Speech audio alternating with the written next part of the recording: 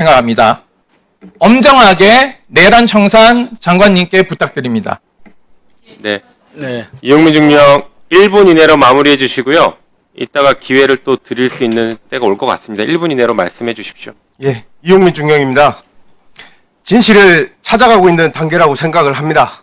죄 있는 사람들이 처벌을 받고 용서를 구할 수 있는 그런 거짓말 없는 열심히 근무하는 군인들이 인정받을 수 있는 그런 시간이 왔으면 좋겠습니다. 이상입니다. 네, 수고하셨습니다. 네, 자, 서영교 의원님, 제가 답변을 드리겠습니다. 네.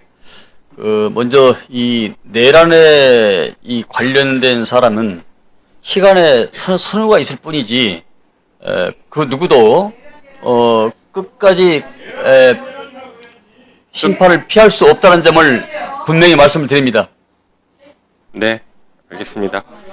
자, 수고하셨습니다. 다음은 그 누구도 끝까지 심판을 피할 수 없는 상황을 만들겠다는 말씀입니다. 네. 네, 맞습니다.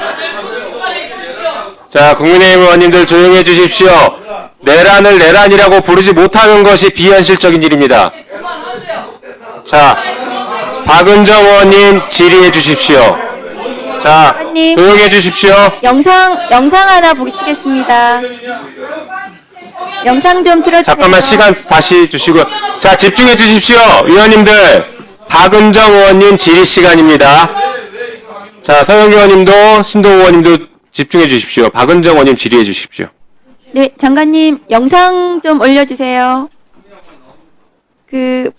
여인영 방첩사령관, 전 방첩사령관 출정하는 모습이거든요. 저 차에서 내리고 있고요. 자세히 보십시오. 손짓 저렇게 하고 있고 저렇게 들어가고 있거든요. 저 모습이 이상하지 않으신지 모르겠지만 여인영 지금 피고인은 내란 중요 임무 종사자로 재판받고 있습니다. 군사법원에서. 그런데 아까 이 손짓 하면서 했던 그 이유가 뭐냐면은 개호하는 사병들한테 손 까딱 하는 거거든요. 자기 몸에 손대지 말라는 겁니다. 그래서 개호 사병들은 또 순순히 그 말을 또 들어줍니다. 그래서 지금 여인영 사령관이 혼자서 이렇게 들어가고 있잖아요. 중범죄자를 저렇게 개호하는 게 맞는지 확인을 좀 해주셨으면 좋겠습니다. 군 네. 수용시설 출정 시 개호 관련 규정이 있습니다. 올려봐 주세요. 2명의 교도관이 1명의 수용자를 동행해서 출정할 때 1명은 수용자 뒤에서 허리 부분 포승을 잡고 다른 1명은 적당한 위치에서 동행하라고 되어 있습니다. 저렇게 엉터리로 개호하는 것은 규정 위반입니다. 저렇게 내란을 저지른 피고인들이 자기가 아직도 장군인 줄 알고 저렇게 법정에 출정하는 모습 자체가 저는 잘못됐다고 생각합니다. 규정에 맞는 개호가 필요하다고 생각을 합니다. 네, 법정에 출정할 때 규정과 원칙을 지키도록 하겠습니다. 네. 그리고 올해 한 가지 더 말씀을 드리겠습니다. 올해 6월 8일 날 경남 거제시의 민가에서 반려견 4마리가 남성 3명에게 1시간 동안 비비탄 수백 발을 맞는 끔찍한 사건이 있었습니다. 화면 좀 올려봐 주세요. 그중에 1마리는 죽었고 2마리는 눈을 적출해야 할 정도로 심하게 다쳤습니다. 그런데 가해자 3명 중에 2명이 현역 해병대 소속 군인으로 확인이 되었습니다. 이 군인 2명이 지난달에 해병대 군 검찰에 기소 의견으로 송치됐다고 합니다. 그런데 이 군인이 범죄를 저지르면 이제 형사 처벌을 받을 건데요. 아마 특수 손괴나 이런 부분들이 될 텐데 징계도 별도로 받지 않습니까? 그렇습니다. 예. 네. 그런데 이 범죄를 저지르고 군 전체의 명예를 실추시킨 이 군인들에 대해서 아직 징계가 이루어지지 않고 있거든요. 이 사건이 벌어진 지 4개월이 지났거든요. 지났는데도 불구하고 아직까지도 아무런 인사 조치를 하지 않고 있고요. 그중에 피해자 중 1명은 이제 전역까지 40일밖에 안 남았다고 합니다. 반려동물 인구가 1000만 시대이거든요. 이 사건이 아무런 사건이 아니라고 생각하실지 모르겠지만 이게 지금 굉장히 반려동물 키우는 우리 국민들은 분노하고 있습니다. 이게 40일 지나서 무사히 전역시키고 하면 이제 민간의 이제 수사기관에 넘길 건데요. 징계라는 것이 꼭 기소가 되어야만 징계를 하는 것이 아니라 범죄 사실이 명백하면 비위 사실에 대해서는 징계를 할 수 있습니다. 근데 올려봐 주세요. 최근 5년간 군 검찰 기소 이전에 민간 검찰로 이송된 게 1,900건인데 이 인원들에 대해서도 전부 징계 없이 무사 전역을 시켰을 겁니다. 그런데 보시면 이 해병대의 이 군인들이 중에서 한 명은 또 분대장으로 승진까지 시켰습니다.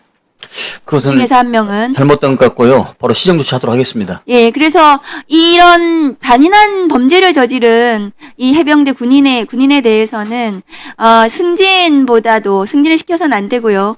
아마도 그 중대한 중징계가 내려져야 된다고 생각합니다. 전역을 앞둔 군인에 대해서도 징계 처분을 반드시 해야 된다고 생각합니다. 네, 의원님 말씀에 동의합니다. 네, 그 조치를 해주시기 바랍니다. 네, 알겠습니다. 임성근 사단장 좀 나와주세요.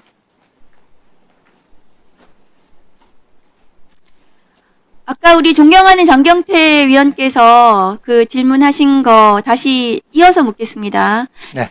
지난 그 최혜병 순직 관련해서 그 본인이 수사외압의 창구로 이종호 대표 지금 구속되어 있잖아요.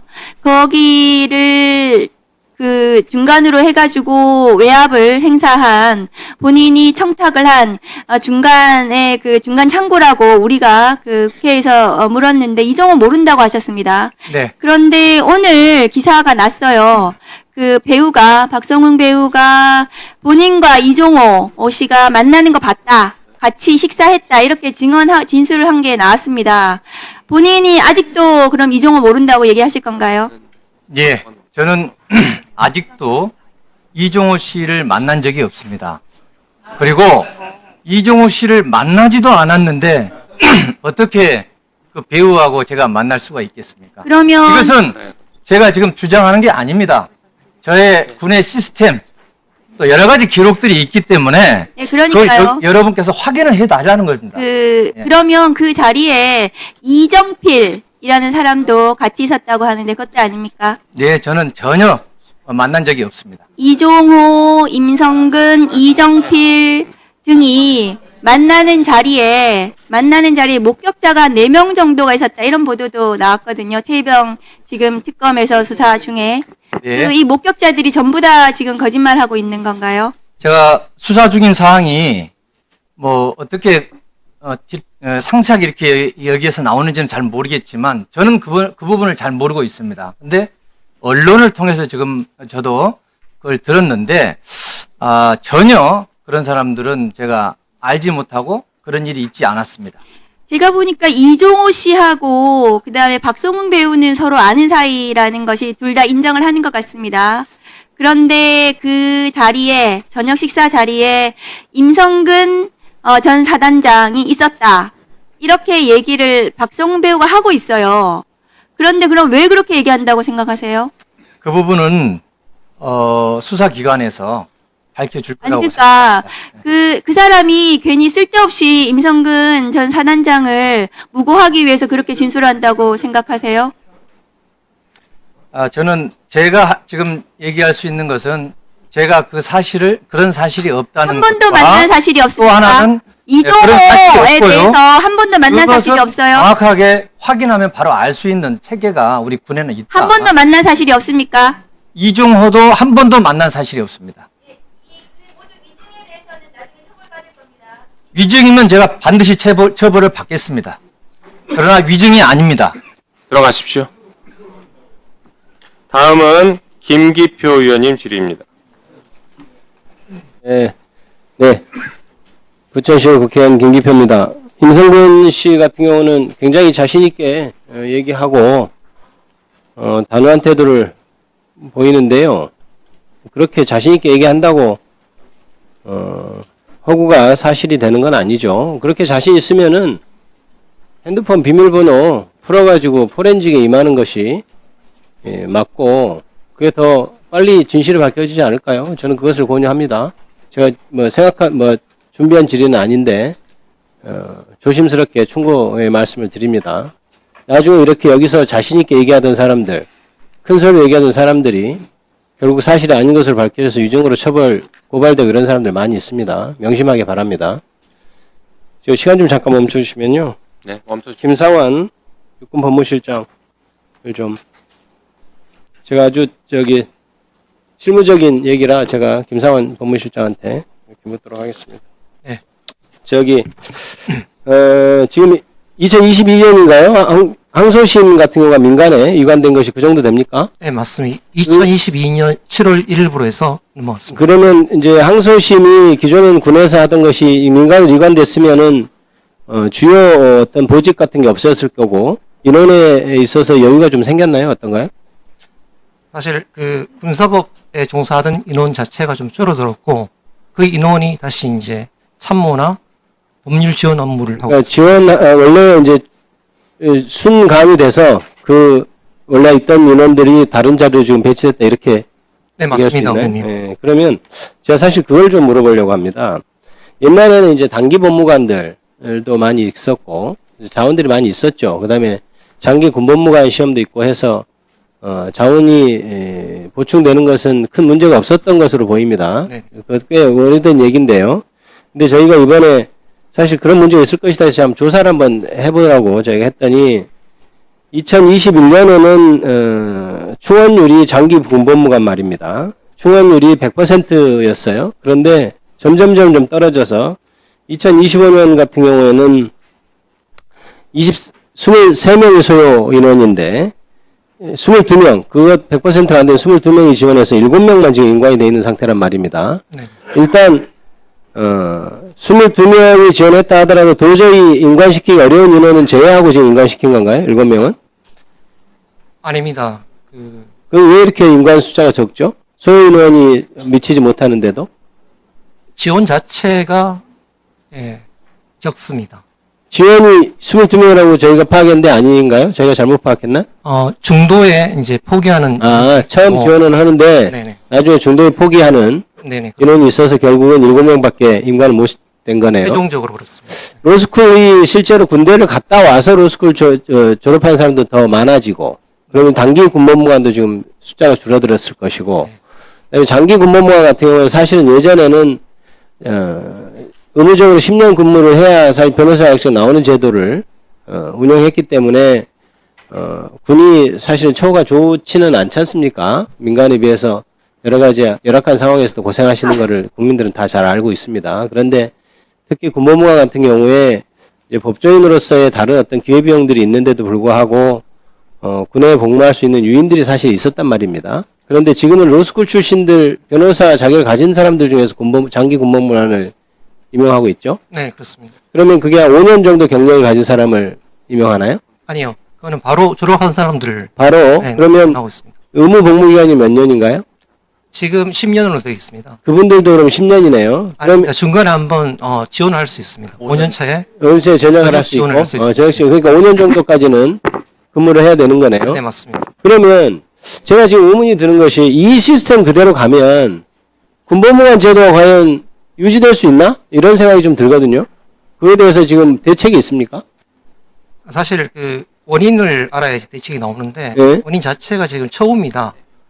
처우도 중요하지만 조직의 비전이 있어야 되는데 저희 이제 병가 비전을 세우기 위해서 열심히 노력하고 있습니다. 그렇죠. 병가 비전이 세우는 것도 중요하지만 사실상 어떤 군법무관으로서의 근무를 한 10년 정도 하게 되면 어떤 다른 메리트가 또 있어야겠죠. 비전도 물론 비전에 포함되겠습니다만은 그래서 저는 지금 현재 사법 시험을 다시 회복해야 되냐 이런 거에서 논쟁이 있고 저는 거기에 대해서 입장은 없는 상태입니다. 하지만 군법무관 시험 같은 경우에 옛날에 있었던 제도들이 한 번 더 고민해봐야 되지 않느냐. 로스쿨 제도의 어떤 단점들을 또 보강하는 면도 있지 않느냐 이런 생각을 저는 하고 있거든요. 그러니까 그런 면에 있어서 장관님께서도 제가 보기엔 장기적으로 장기 법무관이 거의 지원이 좀 거의 없어질 가능성이 있다는 이런 우려가 있고 그 다음에 군사보험법 개정으로 인해서 10년 정도 또 근무를 해야 군판사로서 법원에 재판할 수 있잖아요. 그러면 장기적으로 이제 나중에 군판사 자원이 어떻게 되는지에 대한 문제가 있습니다. 맞습니다. 예. 그러니까 소위 중위 이런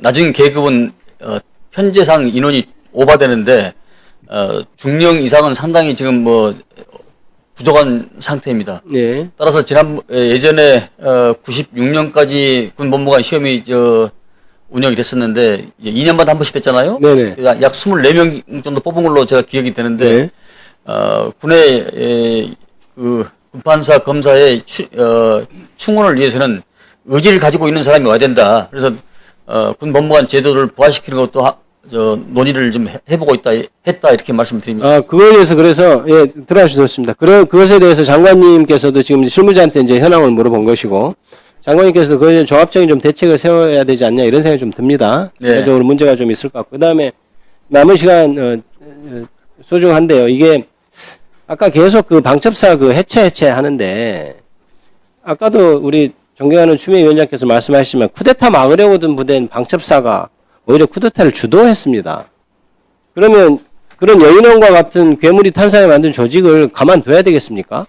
어떤 동료원께서는 여인원 개인의 문제라고 하는데 그러면 우리가 제도개혁이나 입법부가 왜 필요합니까? 그냥 학교나 많이 지어가지고 교육이나 잘하면 되지. 그래서 이 방첩사는 권한이 정보나 이런 것에 집중돼 있고 그다음에 그런 문제들이 있어서 이런 여인형과 같은 괴물이 태어난 겁니다. 그래서 여러 어떤 방해 세력에도 불구하고 장관님께서는 방첩사 개혁에 꼭 매진했어서 성공을 거두시기를.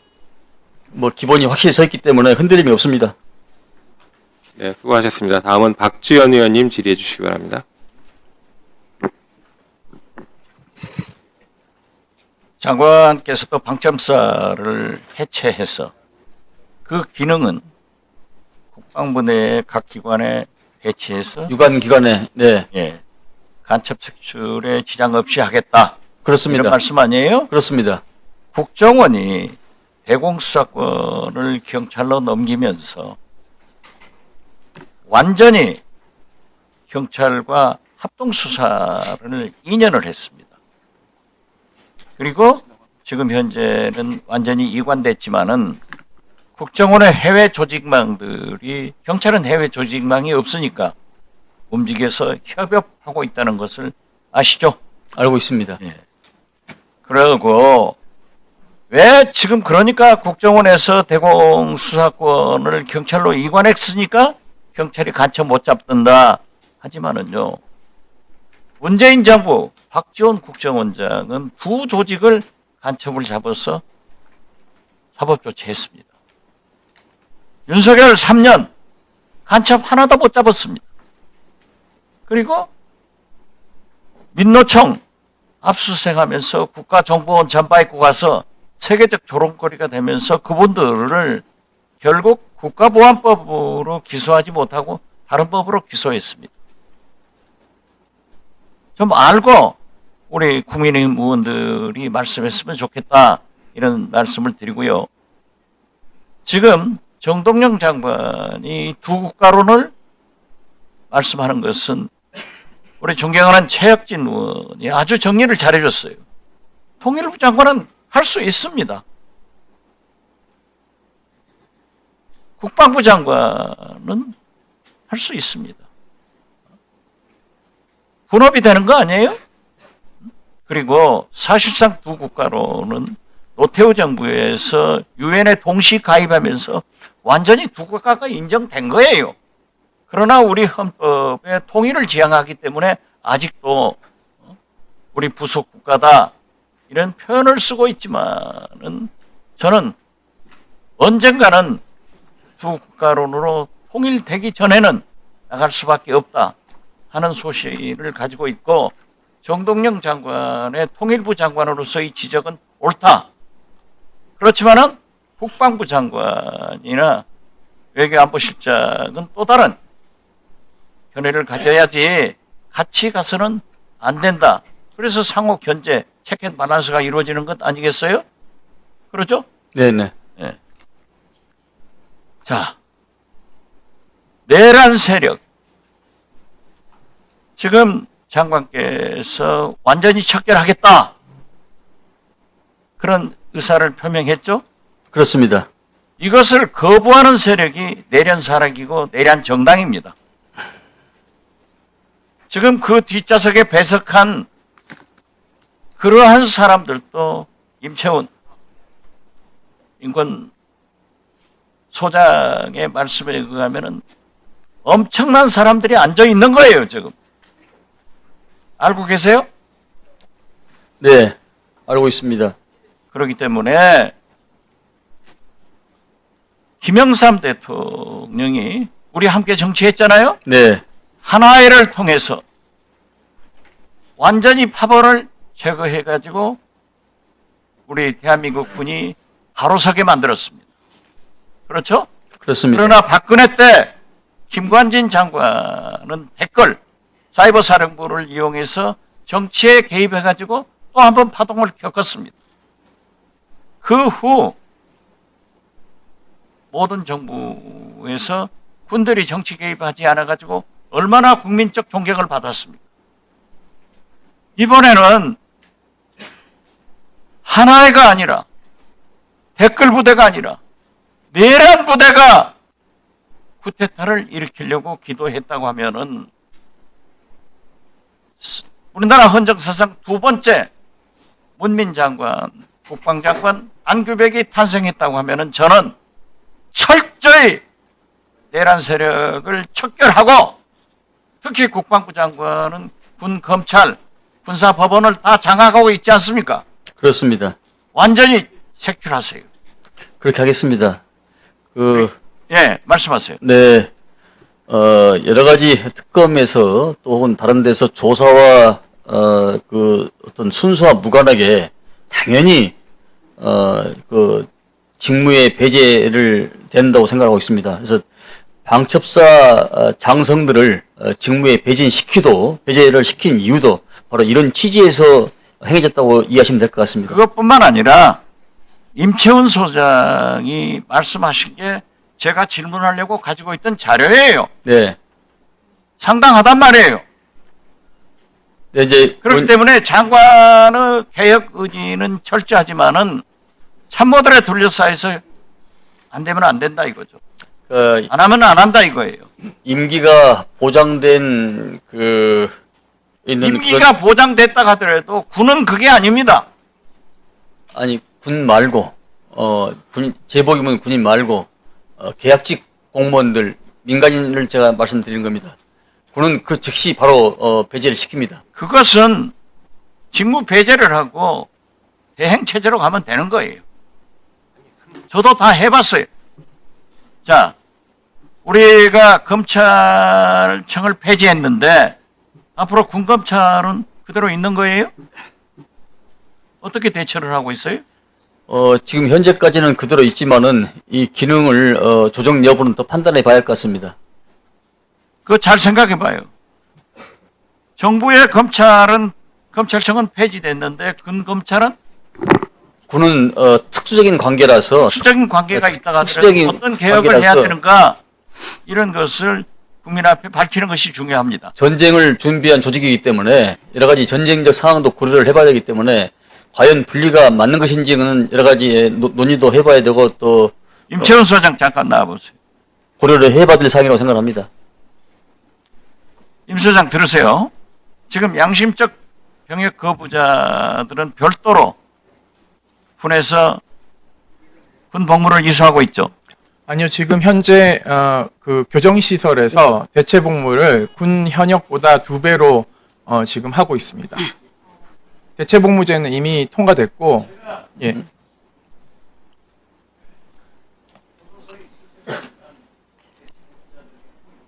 네, 그때는 수감자로서 교도관을 보조하는 업무를 했습니다. 지금은 제복을 입고 교도관들을 보조하고 있습니다. 이제 징역살이 안 하는 거죠.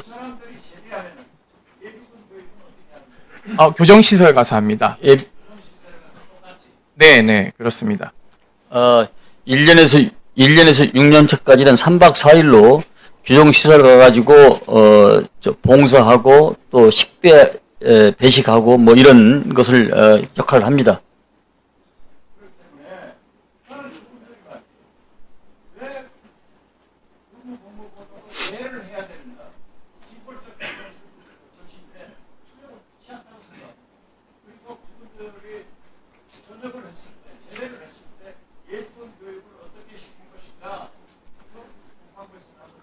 예비군 교육 대신에 이분들은 집체 교육을 안기 때문에 교정 시설에서 일반 그 예비군 훈련과 같이 교정 시설 똑같은 그런 교육과 시설 훈련을 받고 있다 이렇게 이해하시면 될 것 같고요.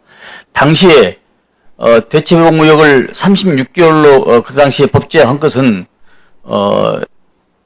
꾀를 불러서 대체복무를 군대를 기피하기 위해서 이런 인원들이 많은 것을 판단해서 아마 36개월 온 것 같은데 이 부분도 이제 시간이 좀 흘렀기 때문에 좀 조정할 필요가 있다고 생각합니다. 당시에는 입법 취지가 그랬습니다.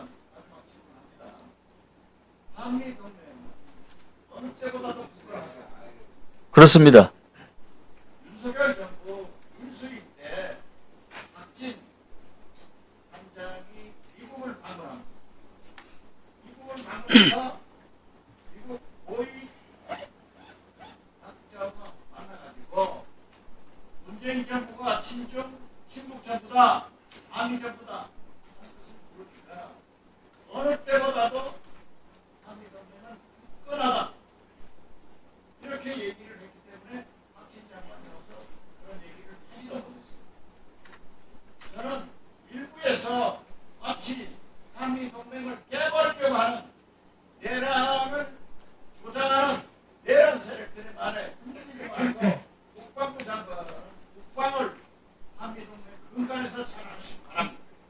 한미 동맹은 흔들릴 수 없는 혁명이기 때문에 깰래야 깨질 수도 없고 이건 확고부동하다는 말씀을 드립니다. 네, 수고하셨습니다. 네, 김용민 위원님 질의해 주십시오. 5분 남았습니다. 네, 장관님. 네. 지금 군사법원 내에 그 성별 비율을 아마 알고 계실 것 같긴 한데 여성 비율이 40%가 넘은 것 같습니다. 네. 알고 계시죠? 예, 예. 예. 그러면 거기에 따라서 이제 남녀고용평등법에 따라서 여성과 관련된 어떤 시설 같은 것들이 충분히 갖춰져야 될 것 같은데 보니까 현재 좀 부족한 것 같아요. 네, 좀 시설이나 이런 것들이 예. 미비합니다. 지금 군사법원이 보니까 전국에 총 10개의 재판부가 운영되고 있는데 강릉 같은 경우에는 작년까지는 여성 화장실이 없을 정도였습니다. 지금은 생겼죠? 네, 그렇습니다. 예. 이제 신축되는 이런 건물에 대해서는 그런 불편함이 없도록 다 지금 조치하고 있습니다. 네.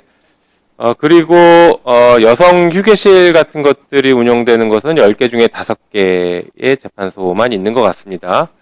나머지 재판소에도 보면 이제 뭐 여성 법무관들이나 아니면 사건에 따라서 여성 피해자 혹은 피고인들 여성들이 휴식을 취해야 될 공간들이 남녀고용평등법 등등에 따라서 좀 충분히 갖춰져야 되는데 5개밖에 갖춰져 있지 않아서 이 부분에 대해서도 조치를 좀 취하셔야 될 것 같습니다. 네, 그건 지금 제도적으로 개선하려고 마음먹고 있습니다. 네, 알겠습니다. 자, 그리고 유재현 증인 잠깐 나오십시오.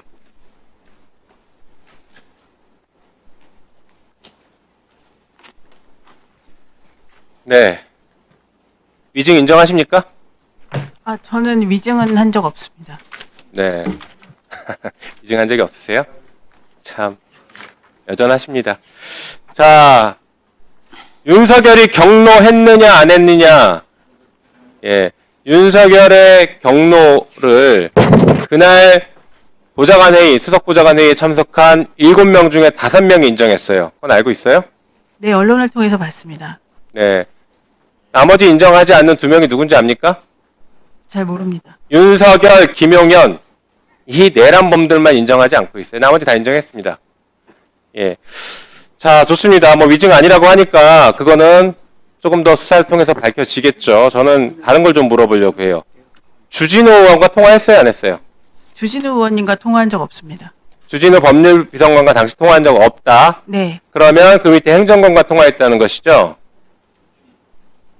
뭘 기억을 못하는 척 하세요. 아니요. 이게 얼마나 시끄러운데. 법률비서관시, 그러니까 제가 이시원 비서관의 그 요청에 따라서 군사법제도 개선 검토할 때 그 팀의 법률비서관실 그 변호사들이 있었습니다. 행정관들이. 그러니까 통화했잖아요. 네, 그래서 통화 내용이 아마 있을 겁니다. 7월 31일에 통화했잖아요. 7월 31일. 7월 31일 이 문제가 윤석열이 경로했던 그날 6분 넘게 통화했잖아요. 기억 안 나요? 그 무슨 일로 통화했어요? 7월 31일에 무슨 일로 통화했어요?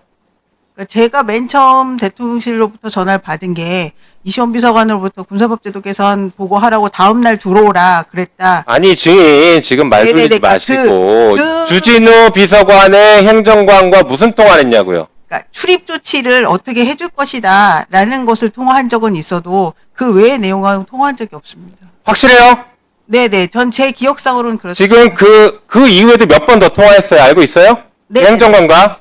지금 방금 말씀하신 거는 군사법제도라고 분명히 말씀하셨습니다. 네. 거짓말이면 위증 처벌 받을 거예요? 예, 예, 그렇습니다. 저 수사. 자, 주진우 당시 법률 비서관은 뭐라고 하냐면 네. 사면 문제 상의했다고 그랬어. 사면 문제. 사면 문제는 그러니까 법무관리관실이 사면도 하고요. 그 당시가 지금 분명히 얘기했어요. 그 군사법제도와 관련해서 상의했다라고 분명히 얘기했는데 주진우 의원 쪽은 사면 문제 얘기했답니다. 들어가십시오. 자, 이용민 중령 잠깐 나오세요. 굉장히 중요한 문제인데 그걸 기억을 못해요. 지금부터 수사 받으면서 과거 다 돌아봤겠죠. 자, 아까 충분히 말씀 못하신 것 같아서 다시 말씀드릴 기회를 드리는데요. 자, 박정훈 대령의 그런 용기 있는 행동 그리고 이용민 중령의 용기 있는 행동들로 인해서 최혜병 사건의 진실이 상당히 드러나고 있습니다. 대통령 한 명의 윤석열이라는 이상한 대통령 하나의 경로 때문에 정말 모든 사람들이 다 감옥 가게 생긴 이 사단에 대해서 그리고 그것을 지금 진실이 밝혀져 가고 있는 이 상황을 보고 있는 당사자 중에 한 분으로서 소회를 짧게 또 말씀해 주시죠. 예, 말씀드리겠습니다.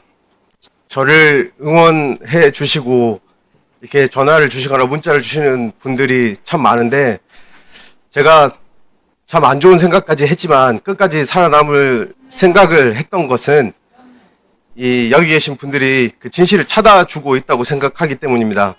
지금도 열심히 근무하고 있는 저희 군인들이 뭐 저의 잘못된 행동이나 말들로 이런 피해들을 받지 않았으면 좋겠고 인정받을 수 있는 그런 시대가 왔으면 좋겠습니다. 이상입니다. 네, 수고하셨습니다. 위원장님, 네, 김용민 간사께서 여군 판검사에 대해서 말씀을 드렸는데요. 제가 곽규택 간사님하고 김용민 위원장님께 한번 왜 그 자리에 네? 네.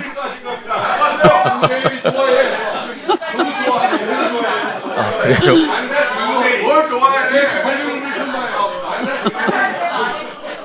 네. 우리 뒤에 앉아 계신 여군 검사께서 얼마 전에 이 경추 수술을 했습니다. 상당히 고통스럽게 앉아 있는데, 뭐, 특별한 질의가 없으시면 좀 귀가를 주셨으면 좋겠습니다. 네. 네, 위원님들이 양해해 주신다면은, 네, 이석하셔도 좋겠습니다. 진작 말씀하셨으면 좋았을 걸 그랬습니다. 감사합니다. 그럼에도 불구하고 출석해 주셔서. 네, 빨리 쾌유하시기 바랍니다.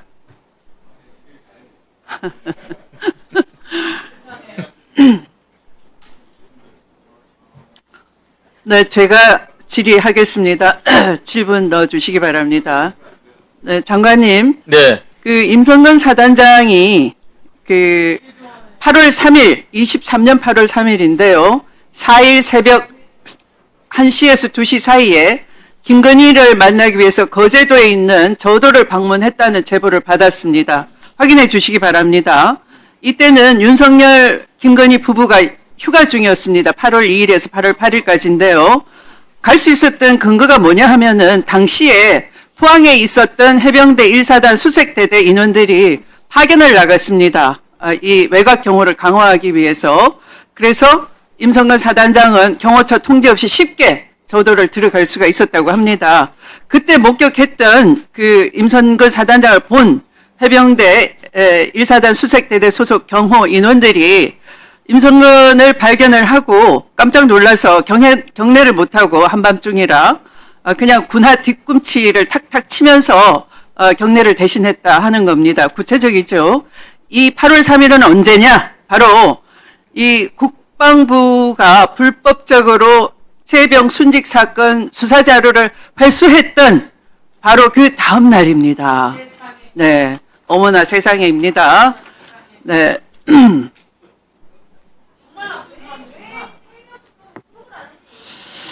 네, 아직 제 질의는 계속되고 있습니다. 네.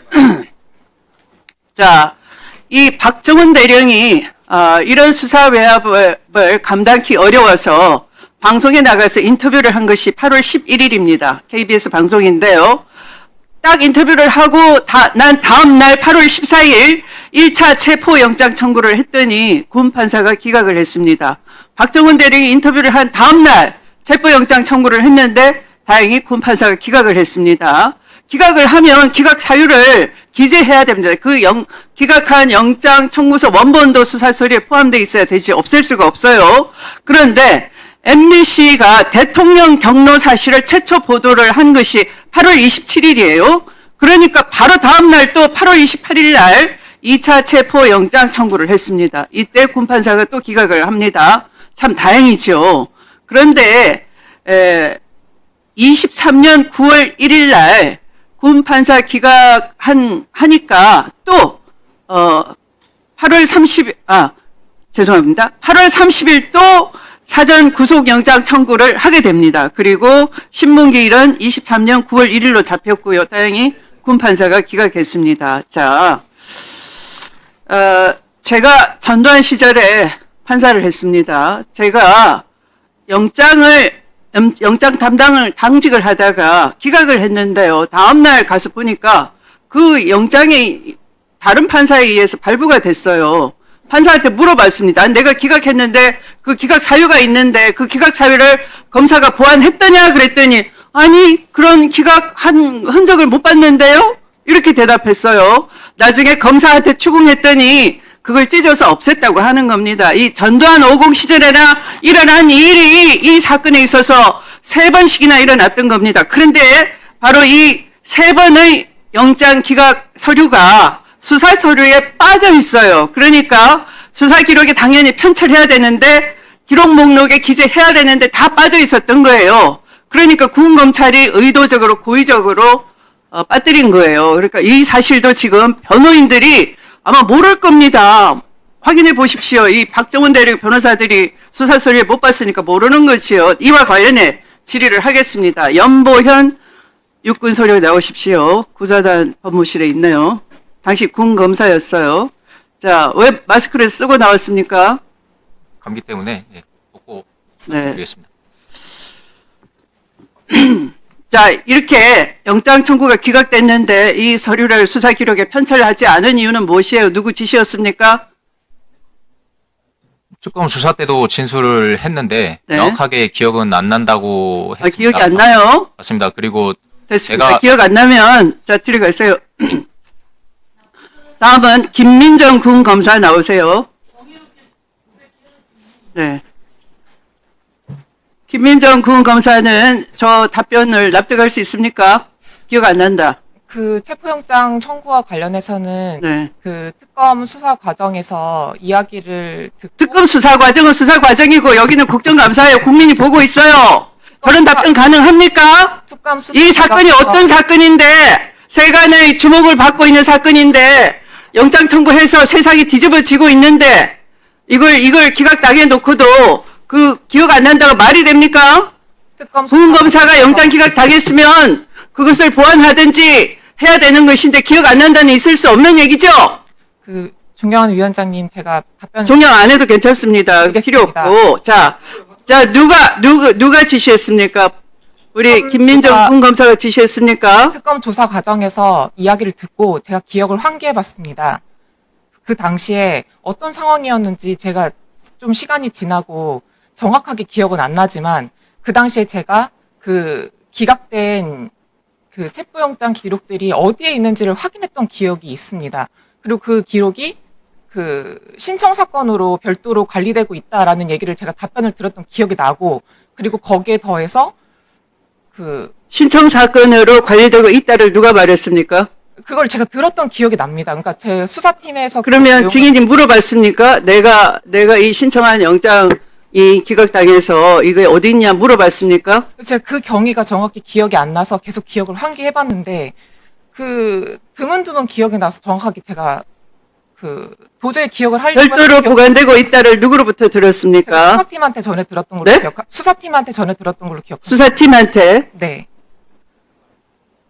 증인이 수사팀이 아니었어요? 제가 그 당시에 보통 부장 직책에 있었고 그 수사는 이제 공영과를 비롯해서 수사팀에서 진행을 하고 있었고 그 내용을 제가 수사팀은 누구를 말합니까? 그 연보현 검사를 포함한 그 공공형사과 인원들한테 제가 그 내용을 물어보고 그걸 들었던 기억이 나는데 연보영 검사들 군 검사들 당시 뭐라고 했습니까? 그 수사 원본 기록에 그 신정사건 원본으로 관리된다고 제가 들었기 때문에 그 들었던 기억이 드문드문 나서 제가 지금 말씀을 드리는 겁니다. 그러면 다른 사건에 있어서는 당연히 수사 기록에 편철이 되는 거죠. 제가 그것도 정확하게 그 이후에 계속 제가 다시 기억을 계속 환기해서 봤는데 그 박정은 대령 그 사건에서 말씀하신 것처럼 자, 김동혁 검찰단장 나오세요. 네, 증인이 지시했습니까? 지시하지는 않았고 특검 조사 과정에서 제가 수차례 조사를 받으면서 먼저 체포영장을 청구했던 이유는 위원장님 저 사유가 아니고 소환 조사에 고박했다는 표시를 했기 때문에 체포영장 청구한 거고 다만 체포영장 청구 기각서가 기록이 아닌 별도의 처로 관리된 거는 최근에 검사를 통해서 알았고 제가 그걸 일일이 확인하지 못했던 거는 제 불찰이라고 진술했습니다. 자, 들어가십시오. 자, 거기 써 계세요. 증인은 윤석열의 친구라는 고석 변호사와 수차례 통화를 한 것이죠. 바로 이 일로 통화한 것이죠. 특검 세포와 관련해서 통화한 것이죠. 그것과는 상관없다고 제가 진술했습니다. 네. 무슨 일로 수차례 통화했습니까? 그거는 여러 가지 자료 준비나 또 진행되고 있는 거 그리고 또 법무관리 이 사건 관련해서 여러 가지 자료 준비와 이 사건과 전혀 관련 없진 않고 이 사건과 관련된 건 있지만 체포영장과 관련된 건 아니라고 이 사건과 관련 없진 않은데 이 사건과 관련하여 네, 이 사건과 네, 알겠습니다. 네. 특검에서 그렇게 진술했습니다. 증인은 고석 변호사 신현식 국방장관 김용현 당시 경호처장과 박정원 대령과 대화한 사실도 있죠? 그 당시 수사 중의 말씀입니까? 수사 이 기간 사건과 관련하여 그 뒤에 그 후에는 당연히 장관으로 부임하신 이유는 있습니다. 근데 그 수사 기간에는 그분들과 통한 건 별도로 없습니다. 박정원 대령 항명 수사에 관하여 네. 윤석열의 개입이 있었던 건 맞죠? 그거는 제가 아직까지 잘 모르고 있습니다. 그렇잖아요. 그거는 특검 조사 자, 장관님, 이렇게 체포영장 청구 사실을 군 검찰이 집단적으로 은폐하고 있는 것은 중범죄입니다. 이 사법제도 하에서 이런 일이 있으면 안 됩니다. 중징계 대상이니까 엄정하게 감찰해 주시고 수사는 수사고요. 이 엄정하게 그 감찰 결과를 집행해 주셔야 되겠습니다. 그렇게 해 주시겠습니까? 네, 잘 알겠습니다. 네. 그리고 아까 임성근 사단장 관련해서 자료 요구하겠습니다. 기간은 2023년 8월 1일부터 8월 5일까지 5일간이고요. 1사단 지휘관 관용 차량 및 운전부사관 운행 일지, 임성근 개인 차량의 1사단 위병소 출입 일지, 북문 방향 공간 방향입니다. 해병사령부 특수수색중대 1사단 수색대대 및 수색대대 특수중대 및 상륙중대, 수송대대, 사단장 비서실 인원 출장 여비, 마지막으로 해군 항공사령부 66기지 방호전대, 운항관제대, 포항관제탑, 또한 62 해상항공전대 620기지 대대, 진해관제탑 비행계획서 기록 요구를 합니다. 네, 알겠습니다. 네, 이상으로 주질의를 다 마쳤습니다. 피감기관 장관님 이하 여러분들이 굉장히 지금 연속 국정감사에 응대하느라 지금 화장실도 못 가신 것 같습니다만 죄송하고요. 잠시 감사를 중지해서 이후 6시 30분 다시 지금 9.19 군사 합의 또 사회 공무원 등을 대해서 지금 여러 가지 다시 한번 감찰을 하고 있는 걸로 그렇게 알고 있습니다. 국방부 내에서는 아직 않고 있고요. 지금 예. 의원님이 말씀이 계셨기 때문에 이 부분에 대해서 가능한지를 한번 저 법적으로 판단해 보겠습니다.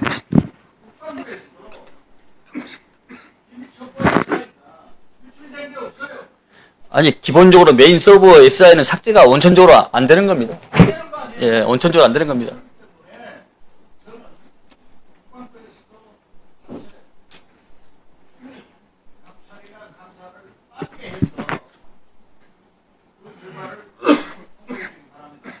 알겠습니다. 네.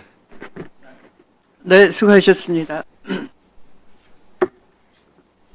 다음은 신동우 의원님 질의해 주십시오. 예, 장관님 네. 제가 누차에 말씀드리지만 제가 장관님과 불필요한 언쟁을 하거나 그런 네. 싶은 생각은 전혀 없습니다. 다만 지금 12.3 계엄 사태 이후에 우리 국방부 장관 입장에서는 우리 군의 이제 사기가 떨어진 점을 좀 빨리 수습을 하고 우리 국가 안보에 매진할 수 있는 군을 만드는 것, 이것이 이제 가장 큰 과제고, 그래서 네. 아마 우리 오랜 경험을 가진 우리 안규백 의원님을 장관으로 발탁을 하신 걸로 생각이 드는데, 하나 좀 아쉬운 점은 지금 네. 군인들이 12.3 사태에 특히 이제 하급 장교나 이런 분들은 뭐 상황을 전혀 모르는 채로 동원된 분들도 많이 있을 테고, 이게 지금으로서는 상황 자체가 아주 뚜렷해졌다라고 보기 어렵고, 또 이 내란 문제에 대한 재판은 지금 현재 진행 중입니다. 형법상 내란은. 그런데 장관님이 물론 뭐 정치인으로서 저는 그 표현은 제가 존중합니다만, 그래도 지금 군의 그 기강을 잡고 군을 수습해야 되는 장관님 입장에서는 조금 객관적이고 중립적으로 좀 특히 국회에 와서는 또 저희 당의 입장 이런 부분을 좀 배려해 주셨으면 좋겠다는 생각을 합니다. 당부드리겠습니다. 그리고 두 번째, 지금 미국의 항의산 보낸 문제, 이 부분은 단호하게 아무 문제 없고, 거기는 그럼 언제든지 우리 군이 우리 검찰이 필요하면 미국과 협의 없이 드나들 수 있는 곳인가? 이 부분에 대해서 지금 미국 측이 이렇게 공개적으로 문제 제기를 하고 항의사안을 보내고 있는 상태에서 좀 더 신중하셔야 되는 거 아닌가요? 저도 잘 그 대목이 이해가 안 가는데요. 예. 원래 이 부분에 대해서 출입과 관련해서 한 번도 이의 제기나 문제 제기한 적이 없었거든요. 그건 압수수색이나 이런 게 한 적이 있습니까? 그건 뭐 제가 그전엔 잘 저는 모르겠습니다만 없었던 것으로 알고 있습니다. 어쨌든 이 건물에 대해서 출입 권한과 여러 가지 위임된 사항은 우리 한국 측 공작사 부사령관에게 이게 있습니다. 있기 때문에 미치한테 이걸 통보할 의무가 이게 없는 거죠, 이거요. 그래서 그 판단에 그러면 통보할 의무가 없는 곳이다라는 입장은 미국 측에 분명히 했습니까? 이런 거 가지고 자꾸 그것은 뭐 시비 걸지 말아라라는 입장. 외교 차원에서 할 일이지 국방부 차원에서 할 일은 제가 아니라고 아니요, 판단합니다. 그런 문제가 이제 결국은 앞으로 또 이런 문제가 생겼을 때 국방부에서는 마음대로 해도 좋다, 우리는 뭐 관계 없다라고 얘기하고, 외교부에서는 미국과의 문제가 계속 생기고, 이런 부분들을 우리 장관님 입장에서 남의 나라 일 얘기하듯이 그렇게 말씀하시는 건 좀 곤란하지 않습니까? 그래서 외교부하고 협의를 하셔서 분명하게 미국 측과 어떤 가이드라인을 마련을 하시든지, 소파에 문제가 되는 부분이 있다면 그 부분 점검해 보셔야 되는 거 아닌가요? 소파에 관련해서 큰 규정에 어긋남이 없다고 제가 말씀을 드렸고, 이 부분에 대해서 다시는 이런 일이 없어야 되지 않겠습니까? 예. 예, 알겠습니다. 이제 마지막으로 제가 좀 질문을 드리는데, 역시 이제 지금 우리 군의 가장 큰 임무는 우리 국민의 생명과 재산을 보호하는 것이니까, 강군을 만들어야 되는 것은 이견이 없는 것인데, 이 계엄 사태라는 것 때문에 여러 가지 저는 부작용이 있다고 생각합니다. 이제 소위 우리가 항명법이라고 하는 이 추진되고 있는 이 부분에 대해서도 저는 사실은 굉장히 충격적으로 받아들입니다. 아까 육군 참모총장께서 그거 우리가 교육시키면 분명히 구분할 수 있다, 정당한 명령인지 정당하지 않은 명령인지. 저는 불가능하다고 생각합니다. 우리가 사회생활을 하면서도 정의란 무엇이